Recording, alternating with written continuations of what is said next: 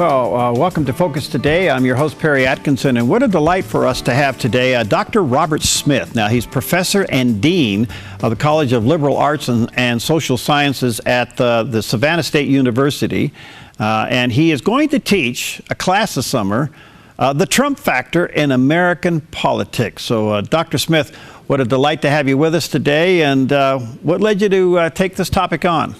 Professor, there's a part of this that's kind of interesting because we've seen it before. We've seen Jesse Ventura, we've seen Sonny Bono, we've seen Ronald Reagan, we've seen Arnold Schwarzenegger, we've seen high-profile personalities, mega personalities, come out of the blue and get elected to run a state, to run a county, to run even a city mayor.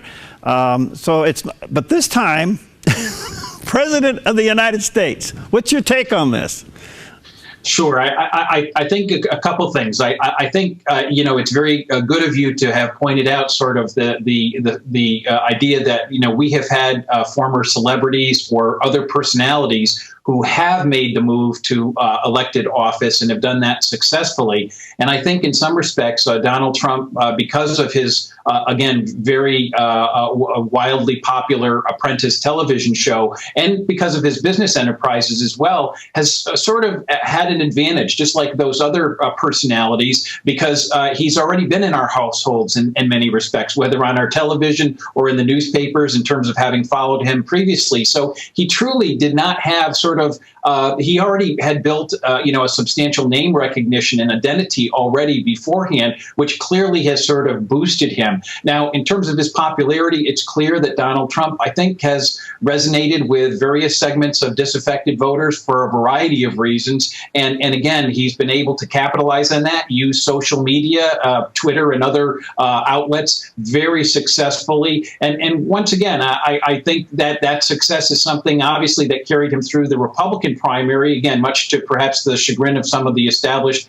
Republican Party hierarchy, where he's really been successful in having that message that the rank and file should play a real role in deciding not just the party elites. And I think that's a theme that equally has sort of spilled over as is happening as well on the Democratic side. So again, in this course, that's why we're going to primarily focus on Donald Trump, but we're also going to look at what's happening on the Democratic side, because with some irony, I think both Donald Trump and Bernie Sanders are presenting themselves as populist candidates, and that really is resonating with the various segments of voters, and it's going to make for a lively election this fall in any event.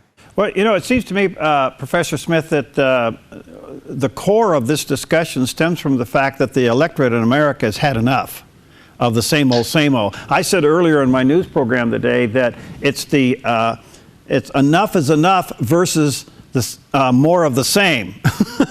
Would you agree with that?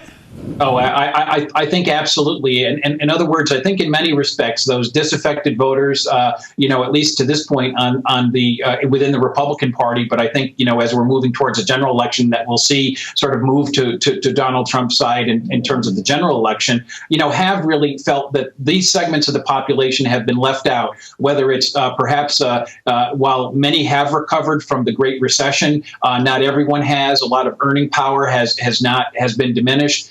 Feeling perhaps America slipping on the world stage in terms of its preeminence, worried about sort of jobs going overseas, all themes that I think have clearly resonated with those segments of voters, but with a common theme, which is really, as you pointed out, which is that the rank and file and the average voter matter, and to go along with the establishment in many respects, whether that's in terms of the political hierarchy and their appointed candidates, is not the path to follow. And so quite clearly, I think there's really been sort of a retooling, maybe even a realignment. I think it's too soon to say that, but it certainly seems that way, certainly in the context of the Republican Party, where, again, it's the rank and file who seem to be taking back the party. And that's sort of really exemplified by Donald Trump's candidacy.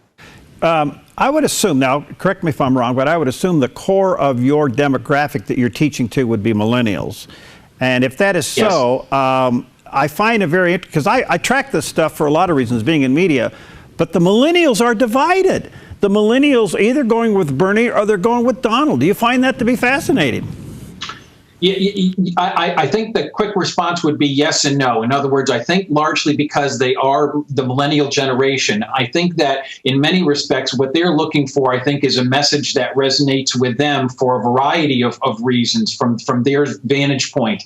And if they're talking or looking at sort of a view to the future, trying to identify which seems to strike that, I guess, more basic chord with each group, there are those students who are going to resonate with Donald Trump. Again, along the same lines of feeling that, you know, the rank and file within this context of the Republican primary, within the Republican primary, makes a difference. But on the other side of the coin, for the Democrats, again, sort of Bernie Sanders' theme of the 1% of the 10%, you know, in terms of the elites, that's also resonated quite strongly with that group. And as we move forward into the general election, I think it's going to be really exciting to see sort of how active these groups really are. And I think they've been very active to this point. And again, Trump has supporters, as does Bernie Sanders. And again, you know, again, two different candidates in so many respects with some very different themes, but each with their base of support, and again, in large measure among college students.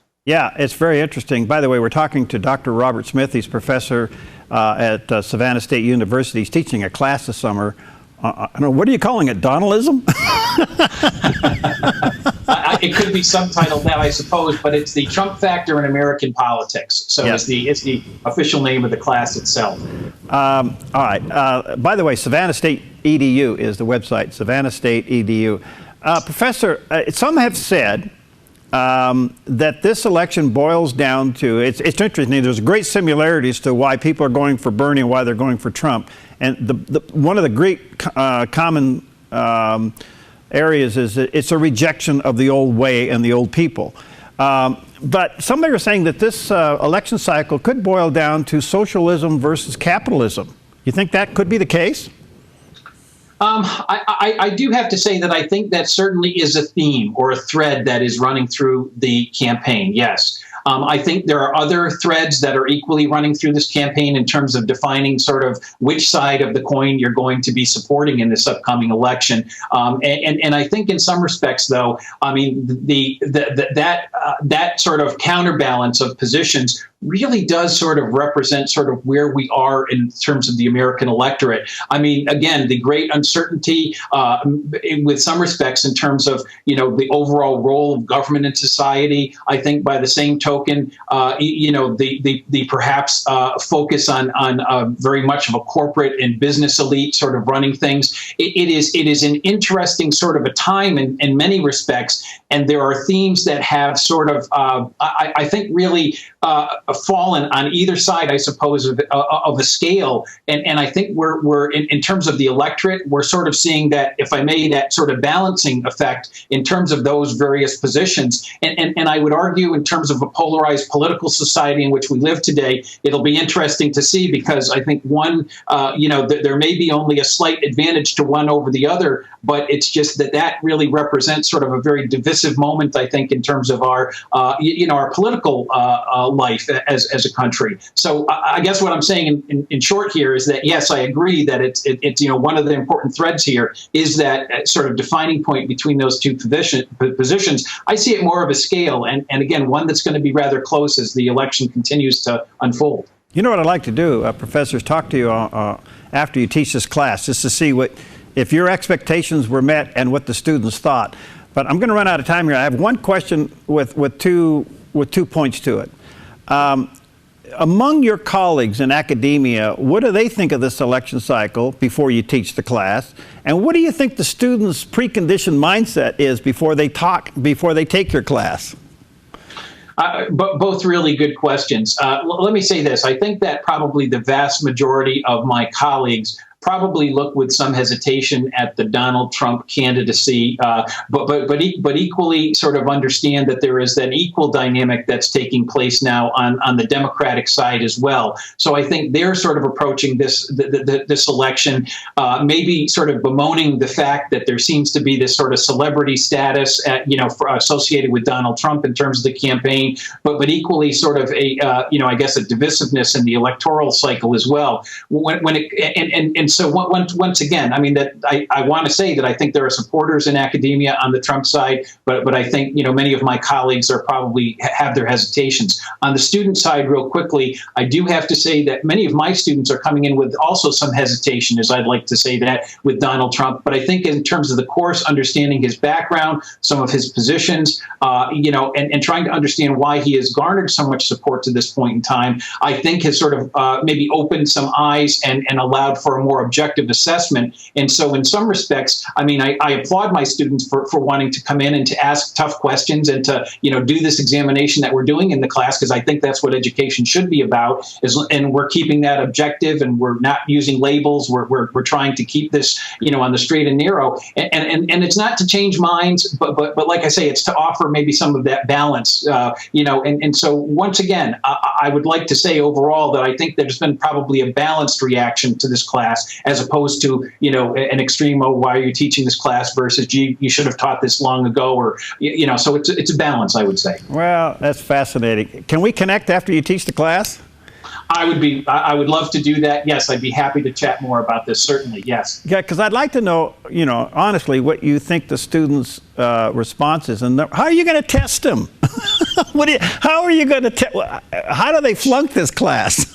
Sure. Well, I'll tell you what we do is we do have a whole series of assignments, okay? And what those assignments are involve our active discussions. I have them actually constructing campaign commercials. I equally have them doing position essays, which sort of look at whether Donald Trump is indeed a unique candidate. That's just one of the questions that we'll tackle. I also had them utilize a survey to prepare a SurveyMonkey survey, a 10-question survey on some certain issues, and we're also going to be having an in-class debate. And so it's their level of participation, how they have taken the work that I've assigned in terms of some articles and some scholarly work as well, but many contemporary articles with a balance, sort of looking at Donald Trump, you know, and what's happened in this election cycle, and again, how they're able to utilize that and bring that into the course. That's sort of the basis in their participation in those discussions and the quality of their work. So traditional academic standards in that sense. All right. Thank you for your time, Professor. Let's connect on the other side, okay? Would love to. Thank you again for having me on. You bet. Have a great day. We'll be right back.